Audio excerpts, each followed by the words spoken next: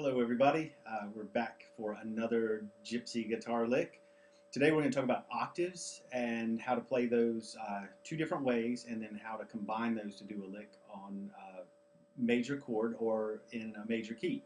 So to play an octave, basically on the 6th string or the 5th string, you're going to use fingers 1 and 3. And if you already know this, go ahead and skip ahead because we'll do a lick with this eventually. But I want to make sure everybody knows how to do an octave properly. So to do it on the 6th string, you put your first finger on any fret, and let's just use fret 5 for now. And then the 5th string should be muted by that first finger, just slightly leaning on it. And then the 4th string has your 3rd finger on the 7th fret, and it is 8 notes higher than what your first finger is holding. So if the first finger is holding the 5th fret A, this will be A, again an octave higher. So we need to make sure that the 5th string is muted and the 3rd string is muted. Those two strings are muted by the appropriate fingers leaning on those just a little bit, just so that you can get this. This is just 4 strings.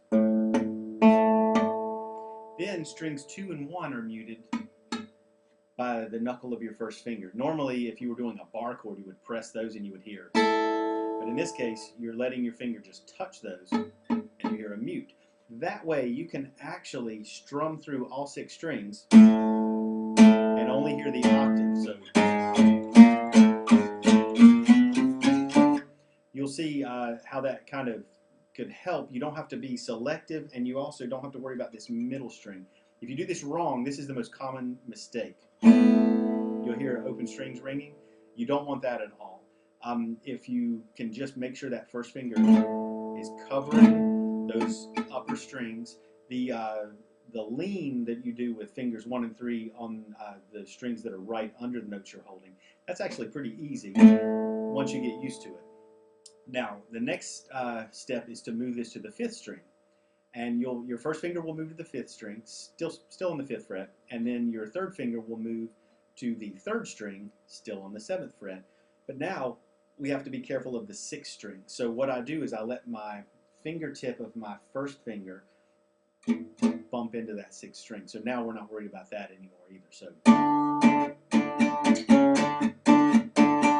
So I've got all 6 strings, but the low string is muted by the fingertip. Then the 5th string is held. Now the 4th string, I'm leaning on that, and then here's the 3rd string with my 3rd finger, and then my first finger knuckle cutting off strings 2 and 1. So that will sound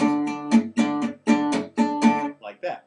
Now when we move this another string over, we go to the 4th string with our first finger.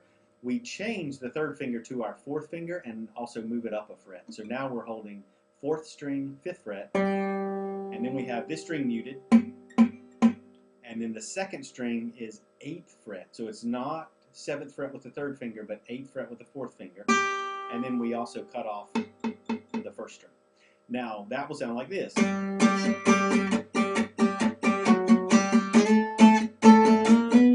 And you'll notice my middle finger now, it's what's muting the 6th string. So I can still do that same thing, but I've got every string muted. So 6th string is muted by my middle finger just lightly touching it. My first finger is bumping into the 5th string, holding the 4th string, also leaning on the 3rd string, and then my little finger is here playing the 2nd string, and then between the little finger and the first finger, we've got the 1st string muted there. So I hope that makes sense, because you can do the exact same thing by moving it another string over. Now the middle finger is really covering strings 6 and 5, and then 4 is muted by my first fingertip, and it's holding the 3rd string, muting the 2nd string, and then we've got little finger on the 8th fret 1st string. So that's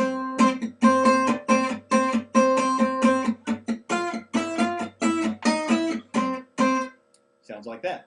So I'll show you each string so that you can see exactly what's going on. So 5th fret low string, 7th fret 4th string. You can move that towards the floor, 1 string, and do the exact same thing, but you sort of catch this low string with your first fingertip. towards the floor again, and this time you have to raise the second string to your fourth finger, make it 8th fret, and let the middle finger do a little work here. Then you can move that again to the third string, first string. Do the exact same thing with the middle finger covering those lower strings. So that's an overview of octaves for any style of guitar.